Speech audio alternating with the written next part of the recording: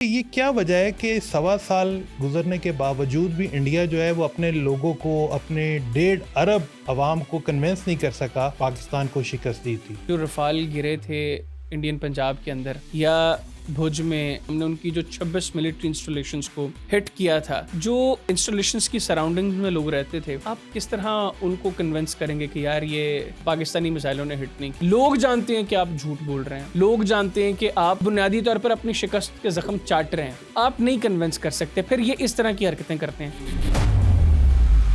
जो Hindustan aeronautics limited है, जिसने 43 साल में माशाल्लाह क्या कमाल काम किया है, उसने 36 जहाज दिए हैं 43 साल में इंडियन एयरफोर्स को। 7 में इंजन था, 7 में, 29 में तो इंजन ही नहीं था। उन 7 में से भी 3 तबाह करवा लिए। जो 4 हैं वो अब उनके पायलट्स उड़ाने को तैयार नहीं है। उसमें से 2 तेजस के हैं, वो ग्राउंड हो चुके हैं।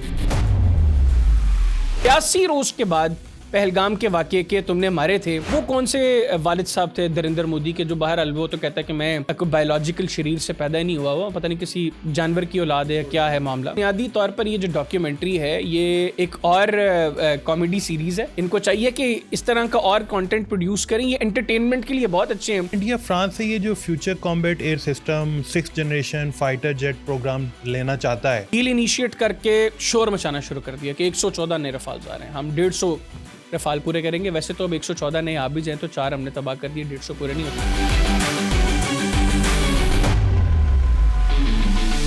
अस्सलाम वालेकुम नाज़रीन, पब्लिक पॉडकास्ट के साथ मैं हूं नवीद नसीम और मेरे साथ मौजूद हैं हैदर हयात खान साहब। Haider, thank you so much thank you very much. Once again for joining us. Thank you very much. आज हम बात करेंगे कि इंडिया की ऑपरेशन संदूर पर डॉक्यूमेंट्री पाकिस्तान के हाथों मुंह तोड़ शिकस्त के सवा साल बाद भी इंडिया को झूठा प्रोपेगेंडा क्यों करना पड़ रहा है।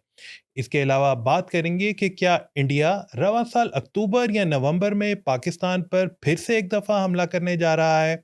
इसके अलावा बात करेंगे कि इंडिया फ्रांस से फ्यूचर कॉम्बैट एयर सिस्टम लेने के लिए क्यों कोशा है और पाकिस्तान की हिकमत अमली इस सूरत में क्या होगी। और सबसे आखिर में बात करेंगे कि बांग्लादेश के वज़ीर आज़म तारिक रहमान ने इंडिया का दौरा करने से क्यों इनकार कर दिया। सो हैदर, ये है हमारा आज का मेन्यू। पहले तो ये बताएं कि ये क्या वजह है कि सवा साल गुजरने के बावजूद भी इंडिया जो है वो अपने लोगों को, अपने 1.5 अरब अवाम को कन्विंस नहीं कर सका कि हमने इन पाकिस्तान को शिकस्त दी थी। बिस्मिल्लाहिर्रहमानिर्रहीम। नवीद भाई, अगर आपकी बात में सच्चाई ना हो ना, तो बड़ा मुश्किल हो जाता है कन्विंस करना। मसले 2 हुए, ये जंग कोई वीडियो गेम तो थी नहीं, हम्म। ये रिकॉर्ड पे चीज़ें थी सारी। अब जो रफ़ाल गिरे थे इंडियन पंजाब के अंदर या भुज में या आदमपुर में, आदमपुर हमने जो उनकी 2 बैटरीज़ को तबाह S-400 की। किया था, S-400 की, या हमने उनकी जो 26 मिलिट्री इंस्टॉलेशंस को हिट किया था। अब जो उन उन इंस्टॉलेशंस की सराउंडिंग्स में लोग रहते थे, आप किस तरह उनको कन्विंस करेंगे कि यार ये पाकिस्तानी मिसाइलों ने हिट नहीं किया? हम्म। जिन्होंने वीडियोज़ बनाई, जिन्होंने अपनी आँखों से सब कुछ देखा। वो जो रफ़ाल गिरा, वो तो गालिबन इंडिया टुडे का रिपोर्टर उस गाँव में गया और लोगों ने बताया कि हम लोगों ने ऊपर से नीचे गिरता जहाज़ देखा। फिर किस तरीके से कॉर्डन किया उस सारे इलाके को, वहाँ पर लोगों के जाने पर पाबंदी लगा दी। इनिशियली तो जो करीबी गाँव वाले थे वो हम्म। पहुँच गए।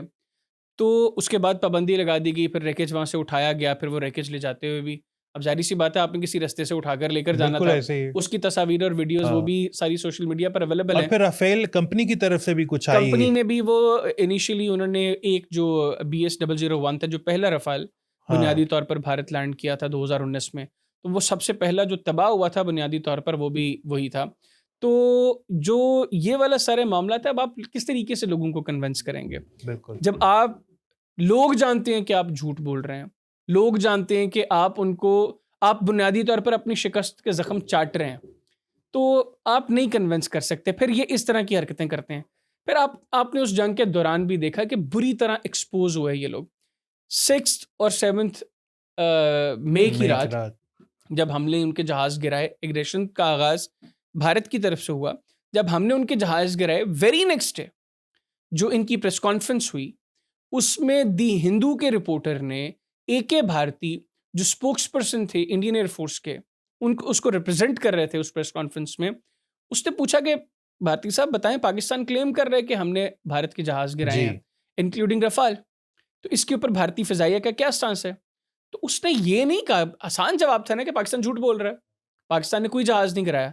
तो उसने ये जवाब नहीं दिया, उसने कहा losses are part of battle. Yes, जो नुकसान है वो जंगों का हिस्सा है। इट ये मींस मैटर नहीं करता कितने इट्स एन जहाज गिरे हैं। एडमिशन यस, कि भाई हमारे जहाज गिरे हैं। फिर सिंगापुर में ब्लूमबर्ग को इंटरव्यू देता है उस वक्त का भारत का chief of defence staff general Anil Chauhan. और अनिल चौहान से जब ब्लूमबर्ग की रिपोर्टर ये पूछती है कि पाकिस्तान की ये क्लेम्स हैं कि हमने भारत के जहाज गिराए हैं, आप उसको उसके कैसे जवाब में करेंगे? क्या Yes. कहेंगे? तो उसने ये नहीं कहा कि भाई पाकिस्तान झूठ बोल रहा है, पाकिस्तान की ये क्लेम्स झूठे हैं, पाकिस्तान प्रोपेगेंडा कर रहा है। उसने कहा जी कि अच्छा, फिर उसने पूछा कि कितने जहाज गिरे हैं, उसने कहा नंबर्स मैटर नहीं करते। उसने कहा नंबर्स मैटर नहीं करते, हम अच्छी चीज ये है कि हमने सीखा अपनी गलती से और हमने कम बैक किया। तो इट्स अनदर एडमिशन। और वो कौन बंदा कर रहा है? भारत का चीफ ऑफ डिफेंस स्टाफ। फिर इंडोनेशिया में भारत का डिफेंस अटैची जो है, दिफाई अटैची जो है, captain Shiv Kumar, Indian navy से उसका ताल्लुक। अब ये तीनों फोर्सेस के लोग हो गए। जो अनिल चौहान है वो इंडियन आर्मी की से था, वो AK भारतीय इंडियन एयरफोर्स। और अब कैप्टन शिव कुमार जो इंडियन नेवी से उसका ताल्लुक है, लेकिन एज डिफेंस अटैची वो काम कर रहा था इंडोनेशिया में। और उसने एक सेमिनार के अंदर कहा कि हमें कुछ जहाज़ों का नुकसान बर्दाश्त करना पड़ा इस कॉन्फ्लिक्ट में पॉलिटिकल कंस्ट्रेंट्स की वजह से।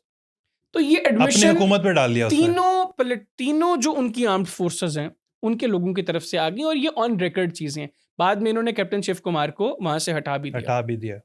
तो ये अब बुनियादी तौर पर अब भारत के अंदर, मैं आपसे अक्सर पॉडकास्ट में बात भी करता हूं कि पाकिस्तान ने जो शिकस्त दी है ना भारत को, उससे भारत के अंदर भी बहुत से लोगों ने खामोशी के बुत तोड़े, जो 11-12 साल से खामोश थे, जो मोदी की पॉलिसीज को इनिशियली जिन्होंने क्रिटिसाइज करना शुरू किया, लेकिन जब उन्होंने माहौल देखा कि हर वो शख्स जो मोदी की पॉलिसीज को क्रिटिसाइज कर रहा है उसको गद्दार डिक्लेयर किया जा रहा है मोदी मीडिया के तवसत से, तो वो खामोश हो गए।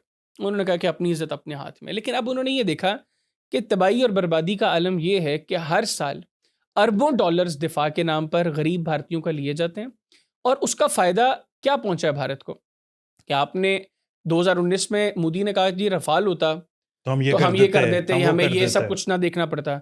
तो अब तो रफाल भी थे, रफाल के बाद भी तुम्हारा ये हाल है। फिर खैर बाद में उनके बहुत से लोगों ने कहा जी कि हमारे पास सोर्स कोड्स नहीं थे। वो जब अब अगले टॉपिक पर आएंगे, जो आपने फ्रांस लेड जो वो फ्यूचर कर लेते कॉम्बैट एयर हैं। सिस्टम्स की, उसमें मैं उसको भी कवर करूंगा।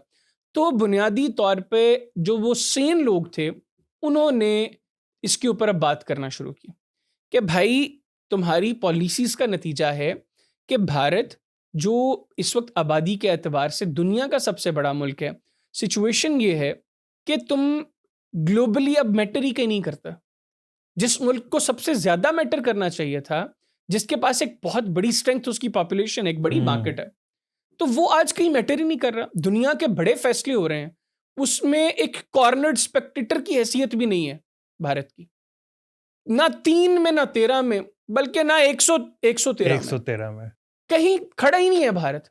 फिर दिफा पर जो अरबों डॉलर्स खर्च हो रहे हैं, अगर उसके बावजूद सिचुएशन ये है, तो फिर तुम गरीब भारतीयों के मयार जिंदगी को थोड़ा बेहतर कर दो। तो जब ये चीजें हो रही हैं, फिर अभी हमने रिसेंटली देखा जो इंडियन यूथ एक बड़ा नंबर उनका वो भी उनकी गवर्नमेंट के खिलाफ निकला। तो अब इन्होंने दोबारा सोचा कि हम इस तरीके से इसको काउंटर। अब देखिए उनकी जो डॉक्यूमेंट्री है, बड़ी मजाक का खेज डॉक्यूमेंट्री है। और वो कपिल शर्मा जो उनके कॉमेडियन है, उन्होंने एक शो भी किया इंडियन एयरफोर्स के ऑडिटोरियम में, और वो भी मैं ऐड करता जाऊं कि वो बिल्कुल ऑफ सीजन था। उनका सीजन खत्म हो चुका वो बुनियादी तौर पे जो एक एपिसोड आया बनाया, जो वो इंडियन एक फिल्म आई है उसकी प्रमोशन के लिए, सफेद सागर के ऊपर। तो उसके ऊपर उन्होंने फिर इंडियन एयर चीफ भी वहां बैठा हुआ था। अब कपिल शर्मा के अल्फाज क्या हैं? ये जो कपिल शर्मा के अल्फाज मैं आपको बताने जा रहा हूं ना, ये बुनियादी तौर पर खुलासा है इस डॉक्यूमेंट्री का। वो क्या कह रहा है कि जो हंसी मजाक करते हैं वो कॉमेडियन है, और जो हमारे एयर चीफ हैं ये तो इस मामले में बड़े कॉमेडियन हैं। तो बुनियादी तौर पर ये हकीकत है। बिल्कुल कॉमेडी की है उन्होंने इंडियन लोगों के साथ भी, इंडियन एयरफोर्स के साथ भी, और अब दोबारा ये कॉमेडी है बुनियादी तौर पर ये डॉक्यूमेंट्री। ये जो डॉक्यूमेंट्री, अगर मैं इसको थोड़ा सा एनालाइज करूं, चूंकि हम खुद डॉक्यूमेंट्रीज बनाते हैं, उसमें जितने इंटरव्यूज हैं उसमें इतने ज़्यादा कट्स हैं, और उनमें वो जो एक पिच होती है बोलने की और एक फेस इंप्रेशन होते हैं, उनमें इतना बड़ा गैप नज़र आता है कि जैसे कोई 2.5 घंटे का इंटरव्यू है और उसमें से 2 मिनट यूज़ किए गए हैं। ये बुनियादी, क्योंकि झूठ को जोड़ना जो है वो इतना आसान नहीं होता। उनको कहा जाता है ना कि सर ये बात नहीं गलत हो करनी गया, थी। गलत हो गया सर, तो नहीं सच बोलता है, हाँ। उन दोबारा बोलो, झूठ बोलो। इसके अलावा लाइटिंग भी डिफरेंट है, इसके अलावा कुछ कैमरा सेटिंग्स भी डिफरेंट है, वो तो चूंकि लोकेशंस भी मुख्तलिफ हैं। उससे ये साबित होता है बेसिकली कि उन्होंने एक ही बंदे का इंटरव्यू 2 या 3 दफा में किया है, क्योंकि उनको मतलूबा जो इंटरव्यू में बाइट्स चाहिए थे वो नहीं मिल सके। आपने चूंकि फिल्म मेकिंग आपने पढ़ी है, आपका सब्जेक्ट है, आप इसको मेरे से बेहतर अंडरस्टैंड करते हैं, और ये मैं समझता हूँ कि बड़ी आपका बड़ा बेहतरीन एनालिसिस आपकी उस गुफ्तगू के बाद अब मुझे भी, चूंकि मैंने वो डॉक्यूमेंट्री देखी है, तो मुझे भी एहसास हो रहा है कि हकीकतन ऐसा हुआ। लेकिन मैं उसको एक और एंगल से एक्सप्लोर कर रहा था, और उसमें जो कपिल शर्मा वाली बात है ना, ये एग्जैक्टली उसके ऊपर पूरा उतरती है। और ये सिर्फ एपी सिंह नहीं, ये बाकी लोग भी जो उस डॉक्यूमेंट्री का हिस्सा है ना, इंक्लूडिंग अजय डेविल, ये सारे कॉमेडियंस हैं, ये मस्करे हैं। और ये बात अब मैं नहीं कर रहा, ये तो राहुल गांधी ने भी कहा है कि क्लाउन्स हैं मोदी, और उसके जो मिनिस्टर्स हैं, मंत्रिमंडल है मोदी का, ये राहुल गांधी के अल्फाज हैं कि ये क्लाउन्स हैं। तो ये बुनियादी तौर पर क्लाउन्स हैं। इन्होंने जो है ये कॉमेडी की है इंडियन लोगों के साथ। इन्होंने जो अरबों डॉलर्स हैं ये कॉमेडी के चक्कर में ये खा गए हैं। अभी आप अंदाजा लगाएं, बढ़ के बातें आप इनकी सुने तो आपको लगेगा कि यार इनसे बहादुर कोई नहीं है, और टेक्नोलॉजी वाइज तो इन्होंने पूरी दुनिया को पीछे छोड़ दिया। ऐसे ही आलम यह है कि इंडिया की एक डिफेंस ऑर्डिनेंस फैक्ट्री ने करोड़ों रुपए के आर्टिलरी शेल्स इंडियन आर्मी को दिए, और वो सारे खराब। और ये बात भी मैं नहीं कर रही, आपको गोदी मीडिया पर नहीं मिलेगी जी। ये लोकसभा की एक पार्लियामेंट्री कमेटी के सामने ये रिपोर्ट पेश हुई है। ये सिचुएशन है। फिर इनकी अपनी प्रोडक्शन, वो हमने कई दफ़ा हैल जो हिंदुस्तान एरोनॉटिक्स लिमिटेड है, जिसने 43 साल में माशाल्लाह क्या कमाल काम किया है, उसने 36 जहाज दिए हैं 43 साल में इंडियन एयरफोर्स को। 7 में इंजन था, 7 में। 29 में तो इंजन ही नहीं था। उन 7 में से भी 3 तबाह करवा लिए। जो 4 हैं वो अब उनके पायलट्स उड़ाने को तैयार नहीं है। कहने का तो अब कहते हैं ना 29 एक्टिव स्क्वाड्रंस हैं, उसमें से 2 तेजस के हैं, वो ग्राउंड हो चुके हैं। तो एक्टिव स्क्वाड्रंस जो हैं इनकी, ये भी मजीद कम होते जा रहे हैं। अप्रूव्ड तो 42 हैं। तो ये कॉमेडी बुनियादी तौर पर हुई है। वो कपिल शर्मा ने बिल्कुल ठीक कहा है। और अब इसके अंदर एक और बड़ी मजाक का केस चीज़, ये क्या कहते हैं कि हमने 6 और 7 अप्रैल की रात को जो पाकिस्तान पर स्ट्राइक्स की थी, हमने उसमें एलिमिनेट किया उन लोगों को जो पहलगाम अटैक के पीछे थे। ये बुनियादी तौर पर क्लेम है ना इनका। बिल्कुल। तो अगर 6 और 7 मई की रात तुमने एलिमिनेट कर दिया था उन लोगों को, जिसके बाद तुमने कहा जी कि 10 को पाकिस्तान के डीजीएमओ की रिक्वेस्ट पर तुमने सीज फायर किया, और चूंकि हम अपने जो हमारे टारगेट्स थे हम वो अचीव कर चुके थे, जो हमारे पॉलिटिकल और मिलिट्री के ऑब्जेक्टिव्स थे वो अचीव थे, तो लिहाजा हमने सीज फायर के लिए रजामंदी जाहिर कर दी। तो बगैरत के बच्चे, 28 जुलाई को जो तुमने 3 लोग मारे 82 रोज के बाद, वो कौन से तुम्हारे वालिद साहब थे जो तुम कहते हो कि पहलगाम के जो एक्चुअल वो लोग जो हमला आवर थे, जो 82 रोज के बाद पहलगाम के वाक़े के तुमने मारे थे, वो कौन से वालिद साहब थे नरेंद्र मोदी के? जो बाहर वो तो कहता है कि मैं कोई बायोलॉजिकल शरीर से पैदा ही नहीं हुआ, पता नहीं किसी जानवर की औलाद है, क्या है मामला। नहीं, इस तरह तो बाहर नहीं, एक्चुअल भाई ये उसकी स्टेटमेंट है, मैं मजाक नहीं कर रहा। 2019 के गालिबन इलेक्शन से पहले अंजना ओम कश्यप उसको इंटरव्यू कर रही है। अब ये 19 या ये जो 25 मेरा ख्याल 19 के इलेक्शन से पहले की बात है। उसमें मोदी कहता है, मेरा ख्याल 25 के इलेक्शन से पहले की बात है, उसमें मोदी कहता है कि मेरी माँ के जाने के बाद मुझे इस चीज़ का यकीन हो गया कि मैं बायोलॉजिकल शरीर से पैदा नहीं हुआ, मुझे परमात्मा ने भेजा है। यानी आप अंदाजा लगाएं इस शख्स की अप्रोच का। तो ये जो सारा मामला है, जो ये इनकी डॉक्यूमेंट्री है, इसका भी नेगेटिव इम्पैक्ट जाएगा। इससे इनको मजीद मुंह की खाना पड़ेगी भारत के अंदर भी। और लोग सवाल कर रहे हैं कि भाई अगर तुमने 82 रोज के बाद 28 जुलाई को वो 3 हमलावर मारे थे, तो 10 मई को जिस वक्त तुमने कहा कि हमारे ऑब्जेक्टिव्स हमने अचीव कर लिए थे, वो कौन से ऑब्जेक्टिव्स अचीव हुए थे? जब तुम्हारे मेन लोग, जो तुम जो मेन कल्प्रिट्स थे पहलगाम के, एज पर यू, वो तो जिंदा थे। फिर क्यों तुमने ये ऑपरेशन सिंदूर को पॉज पे रखा? तो ये बुनियादी तौर पर ये जो डॉक्यूमेंट्री है, ये एक और कॉमेडी सीरीज है। इनको चाहिए कि इस तरह का और कंटेंट प्रोड्यूस करें, ये एंटरटेनमेंट के लिए बहुत अच्छे हैं, लेकिन ये इस तरह की जो वीडियोस हैं, ये मोदी की सियासत और भारतीय फौज की जो गिरती हुई साख है उसको मजीद गिराएगी, और मोदी की सियासत जो है उसका मजीद अच्छा, मैं बेदागत अगर करेगी। इस सेगमेंट को वाइंड अप करूं और जो कुछ इस डॉक्यूमेंट्री में दिखाया गया है और जो मजीद दावे आ रहे हैं, अगर मैं उनको वन बाय वन बताऊं, इंडिया ने इस यौम आज़ादी के ऊपर एक पूरी नेटफ्लिक्स के ऊपर सीरीज, उन्होंने सीजन पूरा लॉन्च किया ऑपरेशन सफेद सागर के नाम से। इसके बाद कपिल शर्मा का शो इंडियन एयरफोर्स के एडिटोरियम में जाके हुआ। उसके बाद उन्होंने एक पूरी डॉक्यूमेंट्री दिखाई।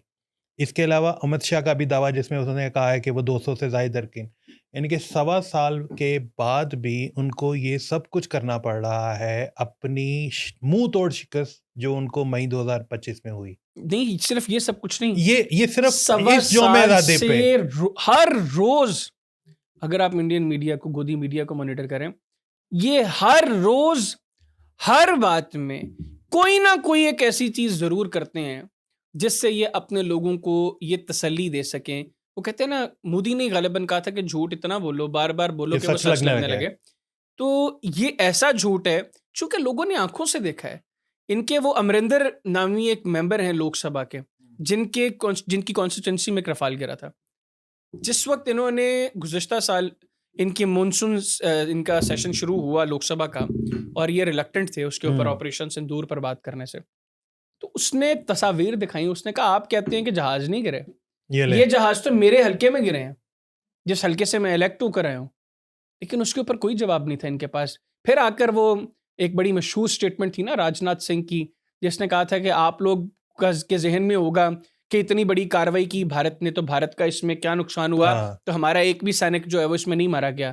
अब 6 तो मान ली, एक्चुअली मैंने आपको पहले भी बताया था कि 100 से ज्यादा है। और वो 6 भी मजबूरी से माने हैं, मजबूरी से क्योंकि माने कि उनके जो उनकी लवाहिकीन families थे, का, हाँ, फैमिलीज जो थी, प्रेशर बहुत ज्यादा हो उनका गया। वो निचली जात के थे। हाँ जी, तो ये बुनियादी तौर पर अप्रोच है वहाँ पे। ये आप देखें, ये आने वाले कई साल तक इसी तरह ज़ख्म चाटते रहेंगे, और इनको अंदाज़ा है कि इनकी कैपेबिलिटी क्या है और हमारी अल्हम्दुलिल्लाह कैपेबिलिटी क्या है। अल्हम्दुलिल्लाह। चलें आगे चलते हैं। ये बताएं कि इंडिया फ्रांस से ये जो future combat air system 6th generation fighter jet program लेना चाहता है, ये इसकी थोड़ी डिटेल्स बताएं, और पाकिस्तान की क्या हिकमत अमली है। आई एम श्योर कि पाकिस्तान ने पहले ही उसका कोई काउंटर जो है वो सोच रखा होगा। अच्छा देखें नवीद भी, इसका भी समहाउ एक लिंक इस्टाब्लिश होता है गुज़िश्ता साल की पाक भारत जंग से। भारत ने गुज़िश्ता चंद सालों में अपनी मिलिट्री पर बहुत स्पेंडिंग की है, इस पे तो कोई शक कोई नहीं शक है। नहीं है। लेकिन उसमें मेजॉरिटी चंक जो है ना वो ब्लाइंड स्पेंडिंग, जिसका भारत को कोई फ़ायदा नहीं हुआ। ऑपरेशन सिंदूर में उन्होंने देख लिया। अब इन्होंने क्या किया? इन्होंने सिर्फ़ इस बात को सही साबित करने के लिए कि रफ़ाल ने बड़ा कमाल किया, इन्होंने फ्रांस से 114 रफ़ाल्स की डील की, $40 बिलियन की। 2 अप्रोचेस थी। एक तो इनका ख़्याल था, देखें भारत एक बड़ी इकॉनमी ज़रूर है, लेकिन मज़बूत इकॉनमी नहीं है। नहीं है। फ्रांसीसी जो इक्विपमेंट है दैट इज़ वेरी एक्सपेंसिव।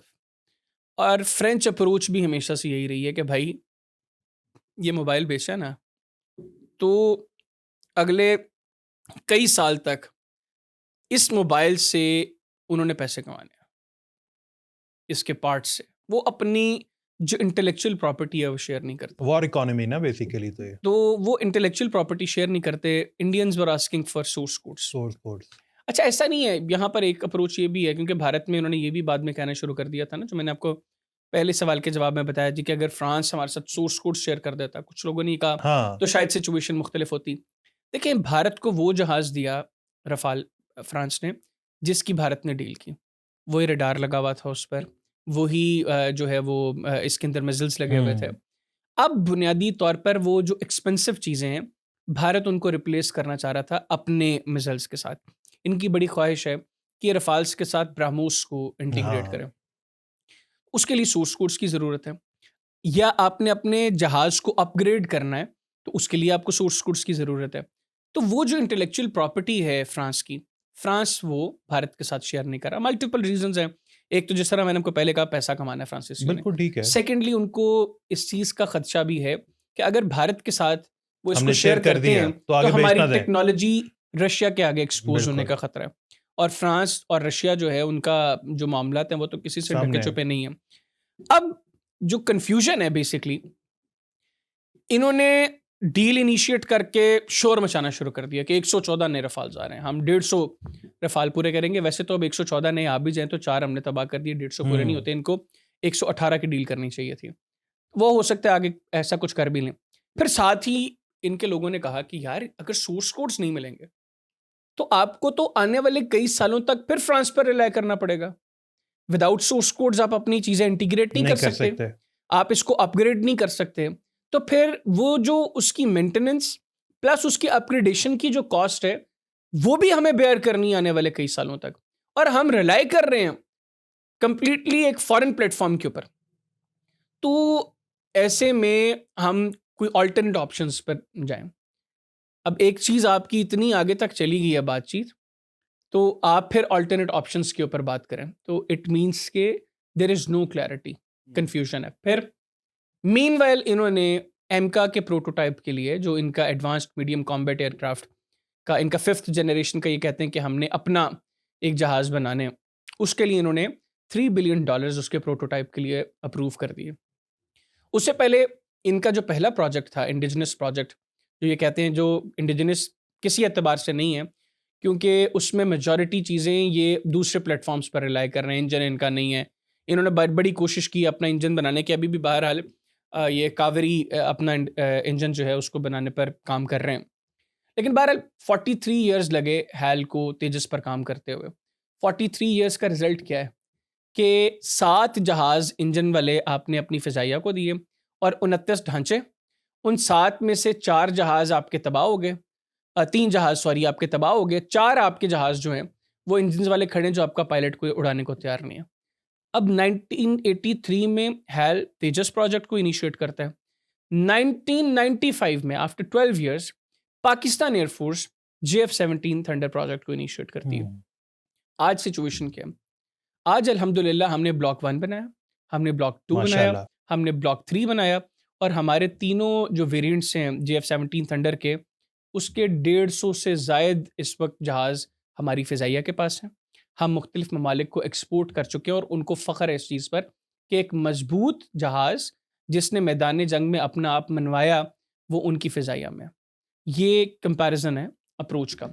अच्छा, अब इनका तेजस कामयाब नहीं रहा, इन्होंने एमका के ऊपर कई साल काम किया।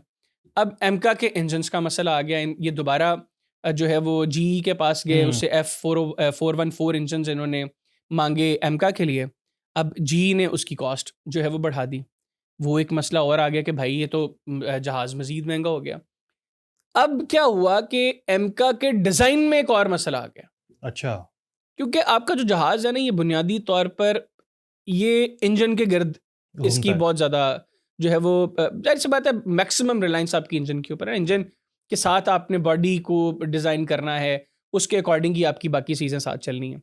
तो अब इनके डिज़ाइन में एक और इशू आ गया, जो इन्होंने 414 इंजन के हिसाब से डिज़ाइन किया था, तो एमका भी इनका डिले में चला गया। एक और कन्फ्यूजन, अब क्या करना है? इन्होंने फ्रांस के साथ गुफ्तगू शुरू कर दी। बुनियादी तौर पर फ्रांस को ज़रूरत है इस वक्त एक ऐसे मुल्क की जो उनके इस प्रोजेक्ट में फ्रांस के साथ कोई माली मदद फ्रांस की करे। फ्रांस का ये जो प्रोजेक्ट है फ्यूचर कॉम्बैट एयर सिस्टम, ये बुनियादी तौर पर फ्रांस और जर्मनी का ठीक है। प्रोजेक्ट था। 2 बड़ी ताकतें यूरोप की। फ्रांस की डसॉल्ट और जर्मनी की एयरबस, आपस में चीज़ें सेटल कहाँ पर नहीं हुई। जो मैंने आपको पहले कहा कि फ्रांस अपनी इंटेलेक्चुअल प्रॉपर्टी शेयर नहीं किसी करता। से नहीं करता। यहां पर भी मसला ये था कि अब ये एरोस्पेस इंटेलेक्चुअल प्रॉपर्टी किसकी होगी। फ्रांस नहीं चाहता था कि ये चीज़ें जर्मनी के पास जाएं, लिहाजा 2 यूरोपीय ममालिक जिनके ताल्लुकात बहुत अच्छे हैं आपस में, उनकी आपस में रिफ्ट हुई और ये प्रोजेक्ट फ्रांस और जर्मनी से का ख़त्म हो गया। ओके। अब फ्रांस को चाहिए एक और बंदा, एक और मुल्क जो इसमें पैसे लगा सके, और भारत जो है वो उसके लिए एक अच्छी मार्केट इस टारगेट कह लें कि एक अच्छा इसलिए था कि भारत इस वक्त बहुत एग्रेसिवली देख रहा है इन हाँ। चीज़ों को। लेकिन फ़ायदा क्या होगा भारत को? इस एतबार से तो ठीक है कि भारत उसमें एक कह लें कि फाइनेंशियली उसने सपोर्ट किया उस प्रोजेक्ट को, तो उसमें नाम आ जाएगा कि यार ये प्रोजेक्ट जो है इसमें भारत भी शामिल है। लेकिन आया फ्रांस अपनी कोई टेक्नोलॉजी ट्रांसफ़र करेगा भारत के कभी भी साथ? नहीं। आया फ्रांस ये प्रोजेक्ट अगर मुकम्मल होता है, क्योंकि वैसे तो इसके हवाले से कुछ एक्सपर्ट्स का ख्याल है कि ये 2040 से 2045 तक मैच्योर होगा, यानी आने वाले 19 सालों तक, साल। 19 से 20 सालों तक ये चीज़ें मैच्योर होंगी। पता नहीं इतने सालों तक इंडिया और सफाई हस्ती पे रहता है कि नहीं। इतने सालों तक कितनी नई टेक्नोलॉजी आ दुनिया में आ चुकी चुकी होगी। होगी। तो ये बुनियादी तौर पर जो प्रोजेक्ट है, ये भी एक कन्फ्यूजन में भारत ने इसको शुरू किया। जो पहले बात हुई थी ना कि ये गुज़िश्ता 1 डेढ़ साल से जो कोशिश कर रहे हैं अपने लोगों को यकीन दिलाने की, उसके लिए मुख्तलिफ काम कर रहे हैं। कभी रफ़ाल डील का शोर मचा दिया, कभी कहा जी कि रशियन प्रेसिडेंट आ रहा है, हम तो इनसे सुखोई 57 लेने जा रहे हैं। अब इन्होंने कहा शोर मचा दो जी कि हम तो छठी जनरेशन के जहाज़ों पे चले गए हैं। फिर नवीद भी मैं अक्सर एक बात करता हूँ कि पाकिस्तान की फ़िज़ाइया भारत से 1-2 कदम के आगे फ़ैसले नहीं करती। कितने कदम आगे क्या करती है? मैं आपसे यही पूछने लगा था कि 10 कदम आगे पाकिस्तान क्या? की क्या हिकमत अमली होगी? देखिए, पाकिस्तान और चीन की जो शराकत दारी है, वो तो किसी से ढकी छुपी नहीं है, और पाकिस्तान और तुर्किया के जो ताल्लुकात हैं, वो भी जी। किसी से ढके और छुपे अब नहीं जो हैं। नया पैक्ट बन गया है जो पाकिस्तान, सऊदीया और सऊदी अरब और तुर्किया। तुर्किया का जो एक नया मक्का मुश्तरका दिफाई मुआहदा हुआ है, उसके बाद हमारे ताल्लुकात पहले से ज़्यादा मजबूत हो गए। देखिए, चीन इस वक्त J-36 पर काम कर रहा है। J-36 के 2 प्रोटोटाइप्स चीन तैयार कर चुका है। मैं ये नहीं कहूँगा कि आने वाले चंद माह में, लेकिन आने वाले चंद सालों में चीन J-36 जो छठी जनरेशन का जहाज़ है, वो तैयार कर लेगा। यहाँ पे चीज़ें रुकती नहीं हैं। यस। पाकिस्तान और तुर्किया मिलकर कान पर काम कर रहे हैं। इस वक्त गुज़िश्ता 1 दहाई में जिस मुल्क ने अपनी मिलिट्री इंडस्ट्री को सबसे ज़्यादा बूस्ट दिया है, वो तुर्किया है। बिल्कुल ऐसे ही। इनके ड्रोन्स इस वक्त दुनिया में बेहतरीन ड्रोन्स में उनका शुमार होता है। इनके जो वेपन्स हैं, बेहतरीन वेपन्स में उनका शुमार होता है। और अब जो ये फाइटर जेट प्रोग्राम्स हैं तुर्किया के, उसमें कान के ऊपर पाकिस्तान और तुर्किया मिलकर काम कर रहे हैं। अगेन आई वुड से कि ये महीनों या 2-3 सालों की बात नहीं है। इसमें एक बहुत लंबी रिसर्च है, डिज़ाइन्स बनेंगे, इंजन्स के अकॉर्डिंग चीज़ें प्लान होंगी, फिर प्रोटोटाइप्स बनेंगे, हज़ारों घंटों की फ्लाइंग होगी। उसके बाद जाकर जो चीज़ तैयार होगी, वो फिर वो ऐसी दुनिया होगी देखेगी। जो काबिल रश्क हो। वो ऐसी नहीं होगी कि 43 साल लगाकर आपने एक जहाज़ बनाया, हाँ। और उस जहाज़ को बनाने के बाद अब आलम ये है कि आपको अपनी पूरी दोनों स्क्वाड्रन्स जो आपने अपनी एयरफोर्स को दिया आफ्टर 43 ईयर्स, आपको दोनों ग्राउंड करना पड़े। तो ये चीज़ नहीं होगी इंशाल्लाह। जो मैं पहले बात करता हूँ, अगेन आई वुड से 1-2 कदम नहीं, हम 10 कदम आगे इंशाल्लाह। का सोचते हैं। है इंशाल्लाह। ये कुछ सालों की बात, लेकिन जिस वक़्त भारत के पास ये टेक्नोलॉजी होगी, इंशाल्लाह उससे बहुत पहले ये टेक्नोलॉजी पाकिस्तान की फ़िज़ाइया के पास होगी। अच्छा, हम वो जो दूसरे नंबर पे हमारे मेन्यू में शामिल था कि क्या इंडिया रवां साल अक्टूबर या नवंबर में पाकिस्तान पर दोबारा हमला करने जा रहा है, ये हमारी कुछ इंटेलिजेंस रिपोर्ट्स आ रही हैं ऐसी? देखिए, मोहम्मद मालिक साहब बड़े सीनियर जर्नलिस्ट हैं। हम्म। मालिक साहब ने अपने प्रोग्राम में ये बताया कि कुछ इंटेल रिपोर्ट्स ये हैं कि भारत बड़ा परेशान है पाकिस्तान, सऊदी अरब और तुर्किया के दिफाई मुआहदे से, ठीक है। And they basically want to test Saudi Arabia and Turkey. Okay. अच्छा, मैं अब मालिक साहब की गुफ्तगू के बाद कुछ डॉट्स को कनेक्ट करता हूँ जो मैं अक्सर पॉडकास्ट में बात कर भी चुका हूँ, कि आई बिलीव कि आने वाले चंद माह में भारत एक और शरारत करेगा। और उसकी एक रीजन भी है क्योंकि इलेक्शंस आने इलेक्शंस वाले आ हैं। रहे हैं, तो जब मैं डॉट्स कनेक्ट करता हूँ तो मुझे लगता है कि ये इसके इम्कानात बहुत ज़्यादा हैं। हम्म। अब मालिक साहब ये कह रहे हैं कि इंटेल रिपोर्ट ये है कि भारत अक्टूबर में या नवंबर के आगाज़ में पाकिस्तान पर हमला करेगा। ठीक है। वो बुनियादी तौर पर ये देखना चाहता है कि उसके ऊपर सऊदी अरेबिया और तुर्किया का रिस्पॉन्स क्या होता है। ठीक है। क्योंकि भारत और तुर्किया के ताल्लुकात तो गुज़िश्ता साल की पाक भारत जंग के बाद काफ़ी ख़राब हुए हैं, ठीक है। लेकिन भारत और सऊदी अरब के बड़े ताल्लुकात हैं। हाँ। इनकी बिलियंस ऑफ डॉलर्स की ट्रेड है। एक बड़ी जो मैन पावर भारत की जो वर्कर्स की है, हाँ जी। वो इस वक्त सऊदी अरेबिया में मौजूद है। तो भारत के लिए ये बड़ी परेशान कुन सूरत हाल है कि पाकिस्तान, सऊदी अरेबिया और तुर्किया का इतना बड़े लेवल का दिफाई मुआहदा हुआ और उसके हवाले से वो बड़ी नेगेटिविटी भी फैलाने की कोशिश करता रहा। हमने गालिबन गुज़िश्ता पॉडकास्ट में उसका मुख्तसर ज़िक्र भी किया था। तो अब अगर आप डॉट्स को कनेक्ट करें और मज़ीद आगे बात को लेकर चलें, तो भारत ने गुज़िश्ता चंद हफ्तों में इंडियन ऑक्यूपाइड कश्मीर में बहुत कुछ किया। पहले तो अनंतनाग में एक जम्मू कश्मीर पुलिस का एक कांस्टेबल मारा जाता है। उसके बाद सिर्फ अनंतनाग से 3,500 से ज़ायद नौजवानों को उनके घरों से गिरफ्तार कर लिया जाता है। फिर ये गाए बगाए फेक एनकाउंटर्स करते हैं और वहाँ से एनकाउंटर्स के बाद इनके क्या क्लेम्स होते हैं कि जी ये देखें पाकिस्तानी थे ये, या पाकिस्तान इनको फंड कर रहा था, इनकी जेब से पाकिस्तानी चॉकलेट निकली है, इनकी जेब से पाकिस्तानी टॉफ़ी निकली है, इनकी जेब से पाकिस्तान की वोटर आईडी मिली है, जो कि एक होती नहीं है। तो वो जो एक रवायती इनका एक प्रेस रिलीज होती है ना, वही सारी बातें फिर इंडियन मीडिया, गोदी मीडिया शोर मचाना अमित शुरू शाह कर ने देते भी हैं। तो कुछ कहा है ना इनफैक्ट वो कि शहजाद भट्टी ग्रुप का, उसने भी कहा जी कि पाकिस्तानी ऑर्डिनेंस फैक्ट्रियों के मोहरें लगी हुई मोहरें थी। लगी हुई इनको वो जो हाँ असलहा जी। मिला। यानी आप इनकी अप्रोच का आलम चेक करें, इतना झूठ। आज भारतीय भी सवाल कर रहे हैं कि भाई पाकिस्तान ने अगर ये काम करना ही है तो क्यों पाकिस्तान ये वाली चीजें, मतलब for God's sake Pakistani toffee, Pakistani chocolate वो उनकी जेबों से निकल रही है। पाकिस्तानी करेंसी इंडिया में जाकर उन्होंने इस्तेमाल करनी है, पाकिस्तान की जो करेंसी पाकिस्तान में है होती ही नहीं है। तो ये मैं जब डॉट्स कनेक्ट करता हूं, फिर उसके बाद क्या हुआ, कुलगाम में एक इनका चंद हफ्ते कबल 2 इनके मजदूर मारे गए जो गालिबन बिहार या हरियाणा से थे, खैर किसी भी इंडियन स्टेट से थे। उसको भी इन्होंने पाकिस्तान के साथ जोड़ा, जो इनका रवायती अंदाज है। तो फिर मैंने मेजर गौरव आर्या को सुना।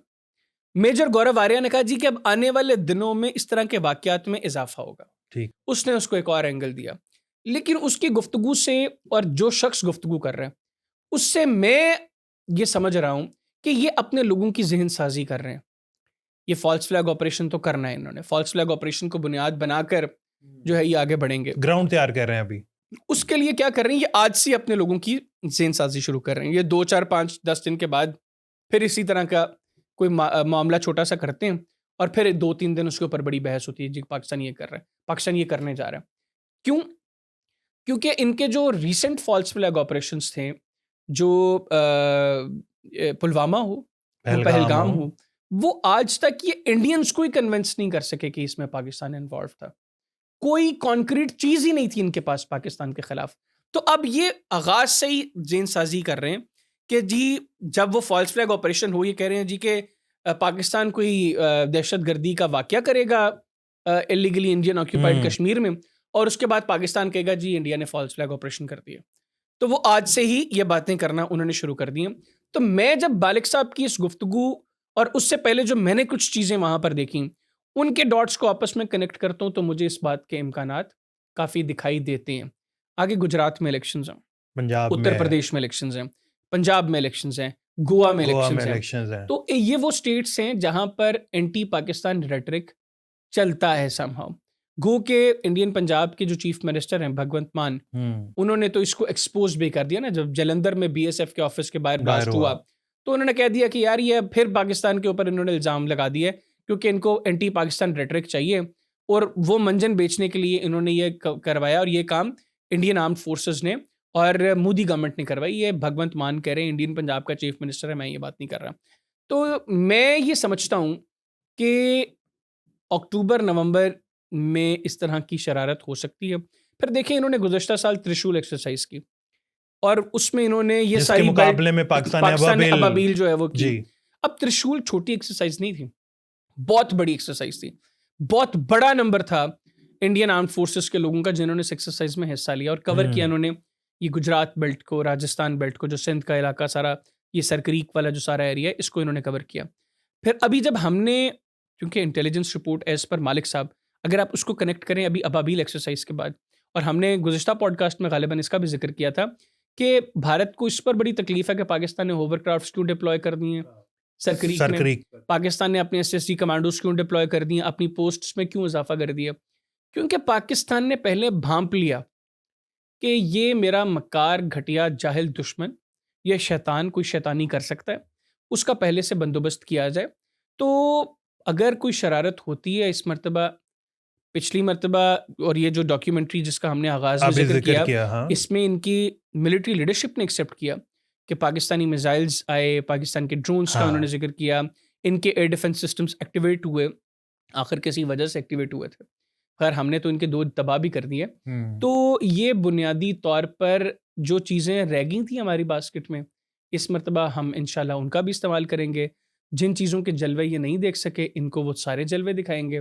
और पिछले साल भी अल्लाह ताला ने हम पर बड़ा करम फ़ज़ल किया था। अल्हम्दुलिल्लाह। हम लोगों ने इनको ना को चने चबवाए, इनको धूल चटाई, इनको इनकी औकात दिखाई।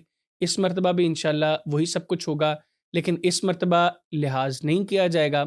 जो गुज़िश्ता साल हम इनके 20 से ज़ायद जहाज़ तबाह कर सकते थे, हमने नहीं किए। हमने 7-8 जहाज़ों पर इत्तफ़ाक़ किया। इस मर्तबा कोई ढील नहीं होगी। इस मर्तबा पूरा बंदोबस्त किया जाएगा और इनको फ़तह सीरीज़ के जो हमारे नई रॉकेट फ़ोर्स ने जो मिसाइल्स तैयार किए हैं, उनके जलवे भी दिखाएँगे। ज़रूरत पड़ी तो स्मैश की जलवे हमारी नेवी भी दिखाएगी। और वो जो सरकरीक से कहता था ना कि कराची का रास्ता जिसको मालूम है, जिसको 65 में नाश्ता करना था लाहौर जिमखाना क्लब जिमखाना में, में। इनको बताएँगे कि तुम लोगों की हैसियत क्या है। ना 65 में तुम अपने अज़ाइम में कामयाब हुए थे, ना यहाँ पे तुम इंशाल्लाह अपने इंशाल्लाह। अज़ाइम में कामयाब चलें, होगे। आखिर में बात करते हैं, ये बांग्लादेशी वज़ीर-ए-आज़म तारिक रहमान, इन्होंने इंडिया का दौरा अपना जो है वो मुलतवी कर दिया है और कहा है कि जब तक हसीना शेख को बांग्लादेश के हवाले नहीं किया जाएगा, बांग्लादेशी वज़ीर-ए-आज़म नहीं जाएँगे। इससे बड़ी ज़िल्लत इंडिया के लिए क्या हो सकती है? लेकिन ज़िल्लत का आगाज़ तो उस दिन हो गया जिस वक़्त तारिक रहमान ने बतौर प्राइम मिनिस्टर हलफ़ उठाया। बांग्लादेश में हलफ़ उठाया। और गुज़िश्ता कुछ दहाइयों से जो कुछ हो रहा था कि शेख हसीना वाजिद इलेक्ट होती थी जिस भी तरीके से, उसके बाद वो सबसे पहला भारत का दौरा करती थी। इस मर्तबा तारिक रहमान ने एज़ प्राइम मिनिस्टर इलेक्ट होने के बाद चीन का दौरा किया। जी। तो पहली चपेट तो भारत के मुँह पे ये थी, क्योंकि इस खित्ते में, इस रीजन में बांग्लादेश चूँकि एक बड़ा मुल्क है और फिर पाकिस्तान के साथ जो उसके मामलात थे, उसकी मुस्लिम वजह मुल्क से है। वो बड़ा कैश हुँ। करता था उन चीज़ों को। और शेख हसीना वाजिद की सूरत में उनको एक अपना पिट्ठू बांग्लादेश ने मिला हुआ था और वो अपनी मर्ज़ी के मामलात, मतलब एक इंडियन कंट्रोल्ड गवर्नमेंट चला रहा था। बांग्लादेश में काम करती थी। अब भारत को ये सोचना चाहिए था अगर वहाँ पर कुछ सेन लोग होते कि यार ये वो खातून है जिसकी इस कदर बेइज्जती हो रही है बांग्लादेश में, इसके पुतले नज़र आतिश किए जा रहे हैं, जिसको बानिए बांग्लादेश कहा जाता था, शेख मुजीबुर रहमान, उसका घर उसके जला दिया गया। पुतले तक तोड़ दिए। ये बिल्कुल। नफ़रत का अलम है यस। और उस नफ़रत की एक वजह तुम भी हो। तो अगर तुम्हें चीज़ों को बेहतर करना है, तो इससे खुद को डिसएसोसिएट करो। ऐसे भारत ने क्या किया? भारत ने मल्टीपल टाइम्स मैनेज किया हसीना वाजिद के एड्रेसेस। उसने खिताब किया बांग्लादेश के लोगों से, और जो रीसेंट उसका अभी खिताब था लास्ट जो था। जिसमें उसने दिसंबर में बांग्लादेश जाने का ऐलान किया है और अवामी लीग पर जो पाबंदी लगी है वो पाबंदी ख़त्म करने का मुतालबा किया है, उसके बाद तो बांग्लादेश में बहुत लोग निकले इसके खिलाफ। फिर एक मरतबा पुतले नजर आतिश किए गए इसके हसीना वाजिद के और मोदी को गालम गलूच की गई। तो तारिक रहमान ने बहुत बेहतरीन स्ट्रैटेजी अपनाई। उसने भारत को बताया कि बुनियादी तौर पर तुम्हारी असल हैसियत क्या है। एक तो चाइना के साथ कुर्बत, दूसरा पाकिस्तान के साथ ताल्लुकात बहुत बेहतर। देखें 1971 में जो कुछ हुआ, उसके बाद this is the first time कि बांग्लादेश के 12 ऑफिसर्स, उनकी ट्रेनिंग पाकिस्तान की सिविल सर्विसेज एकेडमी लाहौर में हुई। अच्छा, सेकेंडली अब हमारी मिलिट्री लीडरशिप की आपस में मुलाकातें हुई। बहुत जा रही हैं। फिर जो है वो भगोरा एयरबेस, उस पे चीन उसको दोबारा एस्टेब्लिश कर रहा ऑपरेशनल है। करने की कोशिश कर रहा है। फिर बांग्लादेश के साथ मिलकर चीन की कंपनियां ड्रोन प्रोडक्शन प्लांट्स लगा रहे हैं। अब जो भगोरा एयरबेस है ना, ये इसकी पोजीशन बड़ी क्रिटिकल है। यहाँ से अगर भारत पर अटैक होता है तो वो जो चिकन नेक है वो कटती है, और कटती भारत है। की 7 सिस्टर स्टेट्स जो हैं, जो वैसे ही भारत के साथ नहीं रहना चाहती, और जो अभी रिसेंटली इनका यौम आज़ादी था, वहाँ पर यौम स्याह मनाया गया मिज़ोरम में, नागालैंड में। नागालैंड ने तो 14 अगस्त को अपनी आज़ादी की जो अपना झंडा मनाया भी है। लहराया और अपना 14 अगस्त को आज़ादी मनाई। फिर मिजोरम में, मेघालय में या नागालैंड में, मणिपुर में, यहाँ इन स्टेट्स में जो कुछ हो रहा है वो स्टेट्स जो हैं उनको भारतीय तसल्लुत से आज़ादी मिल जाएगी, तो वो बड़ी क्रिटिकल चीज़ है। अब भारत उसके लिए कर क्या रहा है? ये चिकन नेक का जो सारा एरिया है वहाँ पर ये टनल बनाने की कोशिश कर रहा है कि अपना जो इंफ्रास्ट्रक्चर है मिलिट्री का उसको ज़ेर ज़मीन शिफ्ट किया जाए। लेकिन ये फॉलो कर रहे हैं ईरान को। ईरान जो है ना, ये चिकन नेक वाला मामला ईरान के साथ नहीं है, ये फिर वही घटिया और छोटी सोच है, लिमिटेड अप्रोच के साथ सोचते हैं ना। देखें, ये टनल बना देंगे, अपना मिलिट्री इंफ्रास्ट्रक्चर नीचे ले जाएंगे। अगर इनको लगता है उससे महफूज है, टनल तो एक तरफ से बंद होगी, ख़त्म हो गया मामला। ये तो खुद फंस जाएंगे, बुरी तरह फंस जाएंगे।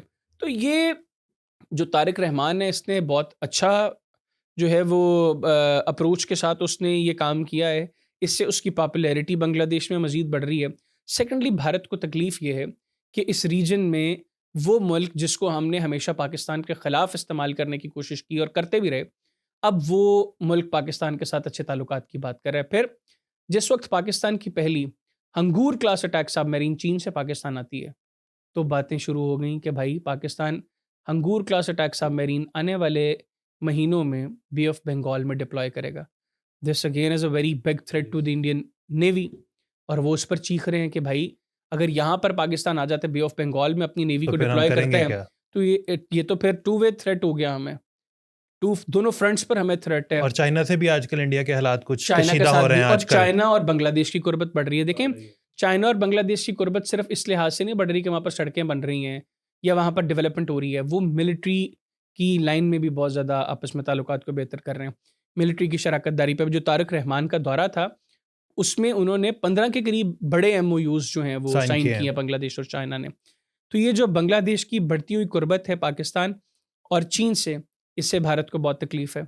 और बांग्लादेश की जो करंट गवर्नमेंट है उसकी अप्रोच एज ऑफ नाउ तो इस एतबार से बड़ी क्लियर है। वो ये समझते हैं कि अब उनको बांग्लादेश में ऐसा कोई सेटअप नहीं चाहिए जो इंडियन इन्फ्लुएंस्ड हो। तारिक रहमान ने क्या बात की? उसने कहा बांग्लादेश फर्स्ट। अब जिसके साथ बात होगी वो बराबरी की सतह पर होगी। यस। तो वो ममालिक, उनसे बात होगी जो इज्जत देंगे, एहतराम देंगे। तो वहाँ पर भारत जो है उनकी अप्रोच अभी वो नहीं है, इसलिए वो दोबारा लॉन्च करने की कोशिश कर रहे हैं शेख हसीना वाजिद को, जो एक चला हुआ पुर्जा है, चला हुआ कारतूस है।